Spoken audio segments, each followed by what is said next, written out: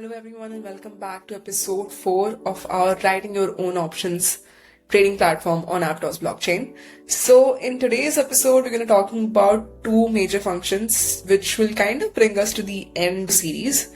In the previous videos, we have talked already about how to create options, how to buy options, and now the two functions that we'll be focusing on for this video are going to be exercising options and how to settle expired options. So let's get into it. So if you remember from last time, we were just writing down these event structs when screen studio sort of acted out and basically my whole screen kind of crashed.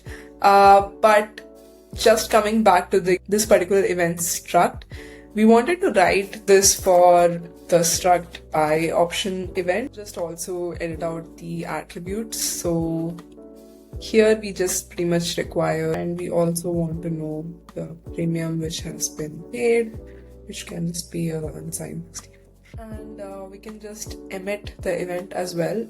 So this is going to be similar to how we have done it for our create option function. So something like this. So we can just like copy paste this particular event emit, move to the buy options and just add it.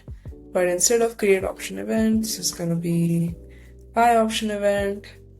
We are going to send a couple of things here. Paid is going to be, in this case, payment scope. Now, creator is going to be buyer. It's going to be buyer address, options address. Yeah. So this is what our buy option event consisted of. And we're just emitting an event here. After logic has been done, we're just emitting an event. Awesome. So now we're going to start writing our exercise option function. So what does exercising an option actually mean? So we have just paid the premium to buy the option. It can be a call option or it can be a put option. Now, when we're talking about a call option, you can exercise an option if the current price of the asset is higher than the strike price. So in our case, let's say we are looking at BTC USD as our trading pair, and we are keeping the strike price to be, let's say, $105,000, right? Now, this option can be exercised and it is within the expiry timestamp when the current price is higher than the strike price, meaning that BTC is at a level higher than $105,000, maybe it's $106,000, $110,000, something like that, right? Now, alternatively, if it was a put option, the option can be exercised when the current price is lower than the strike price. So basically, what is happening in case of a put option is that we are buying the right to buy a particular asset at a particular level, and it is profitable for us if the asset price actually moves lower for that given time period. So the current price needs to be lower than the strike price in this case. So let's get started with writing the logic for our exercise options. This is also going to be the place where we will be making use of oracles to basically fetch the current price of any asset. For the time being, I'll just abstract the oracle part away by just writing a function, but we'll slowly come to adding that as well. So I'm just going to write public entry fun exercise option, and what all do we need for this particular function? So we need to know what is the account who is calling. So I'm just going to say caller @signer. We want the options object associated. It's going to be option underscore object. It's going to be object type option. And we also need to send some payment amount along with this. So if you remember, still now we have just paid the premium for the rights to buy or sell basically an asset. But now if you want to exercise the option, we will actually have to exercise the right to do that. So if you're talking about BTC as a trading pair, you'll actually have to, let's say, buy one BTC at the particular amount that we agreed to. That is the predetermined price. So let's say it can be $105,000, and if BTC moves to $107,000, then we'll be making our profit as $2,000 over it. So the payment amount minus the premium that we have already paid. So the payment amount would be a U64. Now let's start writing our function. So first, let's get all the addresses. So we want the caller address, which is going to be signer, address, or this is going to be caller, and we want option address as well. So we can just call this object function called as object address, which will allow me to get the address of this particular object. Sorry about that. Okay, so now we have this. We're going to verify whether the caller here actually owns this object or not, because when we actually bought the option, we made the option transfer. So if you see this particular buy option, you can see that we have actually just transferred our object to the buyer. So we can just verify this by writing an assert statement here. So it's going to be assert, and we can just do like owner over our option underscore object. We can just throw an error. You can say error permission. We can write an error here. Just adding a new error at the top. This is going to be, maybe we can just say unauthorized. We can get this, we can move down over here, and we can just give this error next here. Great. So now we have verified that the caller is indeed the owner of this particular object. Now adding a few more checks that we'll have to make sure so that anyone can exercise their option. So we need to make sure that the state of the option is active, and we also need to make sure that it has not still expired. So first let's get our option. So it's going to be let option is equals to borrow glow mute, and we want to borrow options from our option, and we want to check whether the option state is what we want it to be or not. So option dot options underscore state is equals to state underscore active, and if that is not the case, we'll just throw an error, and it's going to be error invalid argument, error state not active. And similarly, we're going to write another assert over here. This assert is going to check whether we are within the expiry timestamp or not. So we're going to write assert option dot expiry underscore timestamp, and we need to check that it is basically less than our current timestamp. So for that, I'm just going to add let current timestamp, which is going to be timestamp second, and options expiry timestamp needs to be greater than the current timestamp. If not, we'll throw an error invalid argument.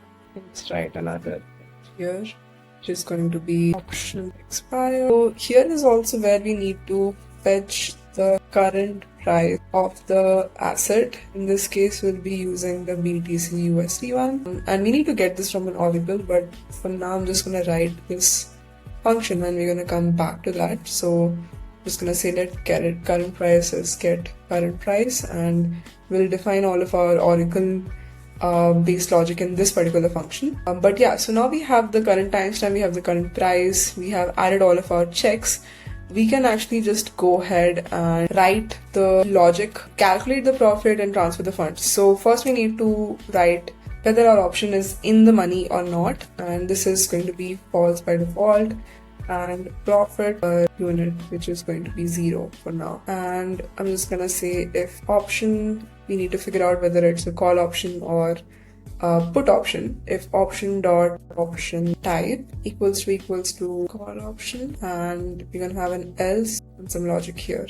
Now if this is the first case, then we're gonna first verify whether our current price is higher than the strike price or not. So we can just write something like if options dot strike, does it call strike price? Okay, options dot strike price is less than our current price, then we can say this is in money is actually true, and the profit per unit is equals to the current price minus our options dot strike price. Great.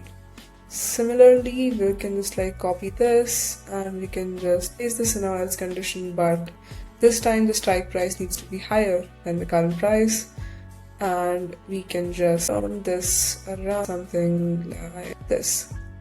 Great. Yeah. This logic looks pretty tight, and we also need to assert now whether our is in money is true or not, because if it's not true, this option cannot actually be exercised because it's not profitable. So we can just throw an error here, which will be invalid argument, and we can write something like option not exercisable. Not sure if that's how it's spelled. Okay.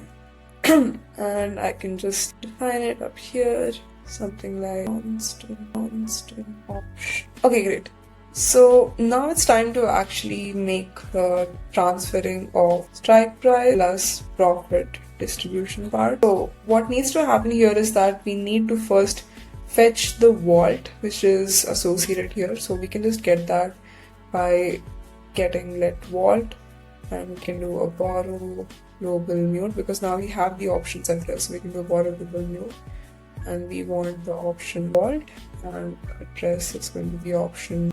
So we have the vault, and we can now transfer the funds. So in order to do that, let us get the total profit. So total profit is basically using this function, inbuilt function, which is allowing us to compute the profit per unit as a function of the units of the option that we have purchased, and we have the total profit. Now we can just actually check again and write some logic if our option is of type call versus put. So this is going to be the call option logic, and then we'll have the put option logic. Now when we're talking about the call option logic, this is going to be us buying the asset, so we actually need to transfer the payment amount. So we need to actually check whether the payment amount that has been supplied is higher than the cost or not. So we can just write something like the strike cost, which is actually going to be multiplication of our strike price with the units that we are buying, which is going to be option dot amount, and all of that amount by decimals over here that we're calculating not in octals but actually in APT. And just like that, we have our strike price. So we need to write an assert. We will check that our payment underscore amount is actually higher than our strike underscore cost. It's not the case, we're just going to throw an error, something like error invalid amount. Okay, but if the payment amount is right, then we can just set the amount by saying something like let payment coins is equals to coin withdraw. And if we want to withdraw, then we wish to merge this to a mutable vault dot funds caller, and then we wish to transfer the profit that has been made back to the owner's account. So we can just do something like let profit underscore coins is equals to coin extracting from our vault funds, and we're extracting equivalent to our total profit raw amount, and then we can just go ahead and deposit this to our owner address, and this is what we are depositing. So in the case of our put options, we can just take this logic where we are not actually transferring any funds because we're not actually going to buy that. This is more on just taking the profit. So we can just do something like this. And now we can actually update the state of our options to stay exercised because we have exercised this option. And last but not least, we need to create an event over here and emit that. So we can say event emit, and before we do that, let's just go ahead and copy paste this and create an event which captures information for our exercise option. So option address, we have the caller address, we have profit, probably pass total profit raw, the price at exercise time, which can again be another 64. Okay, so we have this exercise option event which we can just emit over here. So I'm just gonna take reference, copy paste this, just do exercise, exercise option event, which will be passing a couple of things. One is the caller, which is the caller underscore address. Then we have option address, which is just going to be option address exercise. Okay, so now that we have our exercise options event written, what happens if Well, basically the option was not in the money and it has now expired, and now we have to settle the expired option. How can we go about it? So let's write another function which can deal with settling our expired option. So I'm going to call it settle expired option, which will again take similar parameters. We can pass our option underscore object over here, which is going to be our options detail object, and we also need just a caller for this. Great. And we can just write out the logic here as well. Now let's get the caller address first and foremost. So it's going to be signer address underscore of caller, and let's get our option address as well, which is going to be object address option. We need to verify ownership here, so we can actually just utilize the same permission unauthorized assert that we have written over here. So let's just copy that out. We also need to add one more flexibility over here in our assert statement, because while it can be the current owner of this particular option that can call this settle expired option function, we also want if the initial creator of the option to also be able to call this settle expired options function. So we can just add another clause. For that we need to get the options creator. So let's just fetch our option. So we can add something like let option borrow global mute, and we want options detail, and we want to from the option rest. So we can write something like option dot creator equal to caller underscore address. We also need to check a few more things, whether the state is currently active or not, but the timestamp is actually surpassed. That means the option has actually expired. So we can first get the timestamp. So it will be that current timestamp is timestamp now underscore seconds, and we can say something like assert option dot options underscore state equals to state active, and if that's not the case we can just write error invalid argument a not active. Similarly, let's write another assert. This time we want to make sure that the time has actually surpassed, so we can write something like option dot expiry underscore timestamp is lesser than our current timestamp, and can say something like error option not expired. We can just add it here. Now that we know that this has expired, we can actually go ahead and update the options state expired. And in order to settle this particular options, what we need to do is we need to allow if the caller is creator to get the funds back, the initial funds, collateral funds that they had put in the vault. So what we can do is we can just check if option dot creator is same as our caller address, and if that's the case we can get our vault first, which is going to be a borrow global mute over the same address but for our options vault, and we can just get all funds in this. So we can say something like coin extract all, and this is going to be the vault funds, and we want to essentially deposit this to our caller address. Once it's done, we can finally emit an event regarding this event emit. We can call it settle option event, and we can maybe pass the option address over here. Let's write something like event emit. And this is going to be settle option event, and we can just maybe send here the option address. There you go. And along with that, maybe we can just set up the state. We can set the option address as well. That should be good. We can add the event over here. So let's just do that. Okay, so with that, we have come to the end of this particular video where we talked about our two functions. One was to exercise the events, and the second was how we can settle expired options. In the next video, we can actually go into the implementation of the Oracle to get the current price of any asset. We will be looking into maybe the BTC or the APT pair to just see how it works, and we'll be working with 3 implementations of the Oracle using popular Oracle providers like Spyth, Switchboard, and Chainlink on Aptos. So stay tuned for the next one. See you next time. Bye bye.